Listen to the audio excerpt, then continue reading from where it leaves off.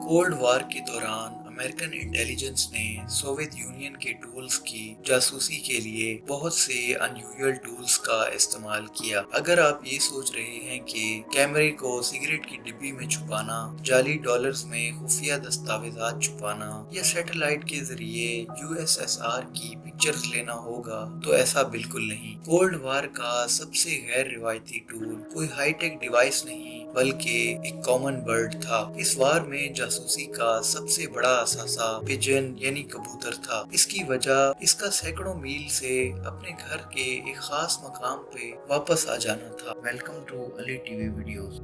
क्योंकि कबूतर दुश्मन के इलाके में इंफॉर्मेशन कलेक्ट करने का बेहतरीन जरिया थे। 1970 में CIA ने अपने जासूस कबूतरों पर छोटे कैमरे लगाकर इन नेविगेशनल बर्ड्स से फायदा उठाने का फैसला किया। ये ऑपरेशन ठिकाना था और इसकी डिटेल्स 2019 तक कम्प्लीटली क्लासिफाइड थी। कबूतर के उड़ते ही बैटरी से चलने वाले कैमरे पहले से तयशुदा फासलों पर ऑटोमेटिकली पिक्चर्स लेते थे। कैमरे कबूतरों के पहनने वाली किट के साथ मुंसलिक थे और कबूतर की एक उड़ान में तकरीबन 140 तस्वीर ले सकते थे। जब इस प्रोसेस को टेस्ट किया गया तो निस्फ तस्वीर अच्छी क्वालिटी की थी और ज्यादातर पिक्चर्स सैटेलाइट या जासूस तैयारों से ज्यादा तफसीलात फराहम कर रही थी। चूंकि कबूतर निचली परवाज करते हुए जमीन के बहुत करीब उड़ते हैं, असल चाल इन कबूतरों को 50 किलोमीटर घंटा की रफ्तार से चलती हुई गाड़ी के साइड मिरर से छोड़ना था। आखिरकार कितने कबूतरों ने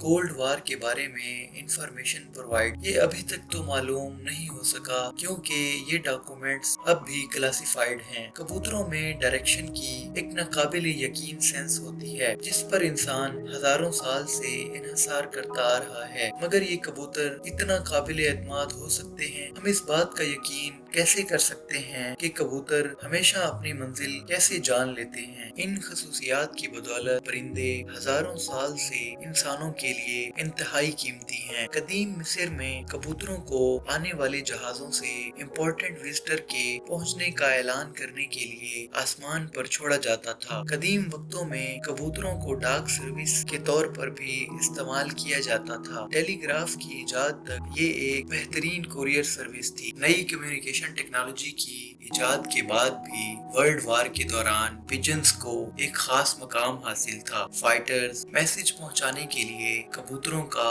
इस्तेमाल करते थे क्योंकि उस वक्त टेलीग्राफ के तारों पे भी हमले का बहुत खतरा हुआ करता था। वर्ल्ड वार 2 में ब्रिटिश फाइटर्स ने डिफेंस सर्विस के लिए तकरीबन 1 मिलियन यानी 10 लाख परिंदों का इस्तेमाल किया। कबूतरों को जब जर्मनी की इंटेलिजेंस करने के लिए छोड़ा जाता था तो कैमरे जर्मनी के रेडार स्टेशंस और फौजियों की नकलो हरकत की पिक्चर्स ले आते थे और एक कबूतर 12 सफात पर मुश्तमिल एक इंटेलिजेंस रिपोर्ट के साथ वापस आया जो डायरेक्टली विंस्टन चर्चिल को भेजी गई थी। पुरानी जंगों के दौरान कबूतर इस कदर वैल्यूएबल थे कि इन्हें वर्ल्ड वार 2 में इनकी खिदमत के लिए मेडल्स मिले। डिकेंस मेडल 53 एनिमल्स को दिया गया जिन्होंने डिवोशन के साथ अपनी कंट्री के लिए सर्व किया। 53 मेडल्स में से 32 मेडल्स कबूतरों को दिए गए जिनमें अमेरिकन बर्ड GI जो भी शामिल थे। कोल्ड वार के दौरान जासूस कबूतरों को मॉस्को में सोवियत यूनियन की इंटेलिजेंस इंफॉर्मेशन कलेक्ट करने के लिए छोड़ा गया था। 1976 की एक रिपोर्ट में एक्सप्लेन किया गया कि शिपयार्ड्स ऐसे इलाके का हदफ थे जहां पर सोवियत यूनियन ने अपनी सबमरीन्स यानी जदीद तरीन आबदोजें बनाई थी। मगर सवाल ये था कि कबूतर इतना दूर से वापस कैसे आते हैं। इस सवाल का जवाब जॉन हैग्स्ट्रम ने अपने मॉडल से जाहिर किया। हैग्स्ट्रम का कहना है कि हमारे एटमॉस्फेयर में 20 हर्ट्ज से कम की इंफ्रासाउंड लहरें होती हैं जो अर्थ पर जनरेट होने वाली नॉइस की वजह बनती हैं। कबूतर इंफ्रासाउंड लहरों को 0.05 हर्ट्ज तक सुनने की सलाहियत रखते हैं और इनकी ये एबिलिटी इनको मंजिल तक पहुंचने में हेल्प करती है।